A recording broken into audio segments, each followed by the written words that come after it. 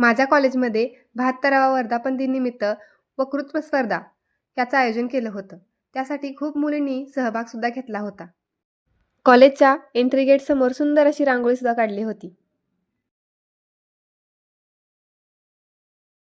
सगळ्या मुलींचं भाषण अगदी मनाला भिडणारं होतं.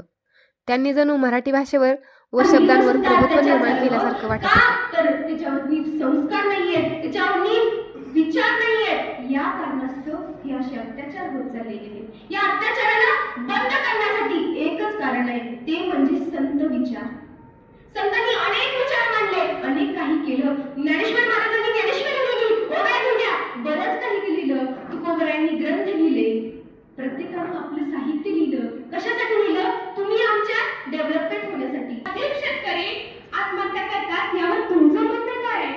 त्यावेळेस ते भारताचे कृषी मंत्री म्हणतात की ते त्यांच्या प्रेम प्रकरण आणि दारूमुळे आत्महत्या करतात.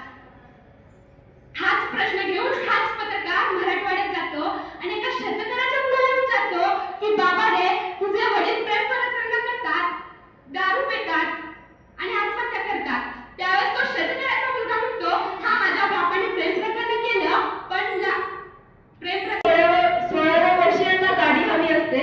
वयाच्या 21व्या वर्षी हेच पोरग आपल्या आई वडिलांना घरातून बाहेर काढून वृद्धाश्रमात नेऊन ठेवतं. मित्रांनो, मला सांगा, हे बरोबर आहे का? तर अजिबात नाही. आजची तरुणाई सोशल मीडियाच्या इतकी आहारी गेली आहे की त्यांना माणसातलं माणुसकी माहीत नाही. स्वामी विवेकानंद म्हणाले होते, मला 100 तरुण आणून द्या, मी देश बदलून टाकीन. जर स्पर्धा संपल्यानंतर सरांनी आम्हाला मोटिवेशनल स्पीच दिलं आणि पुढील वाटचालीस शुभेच्छा पण दिल्या.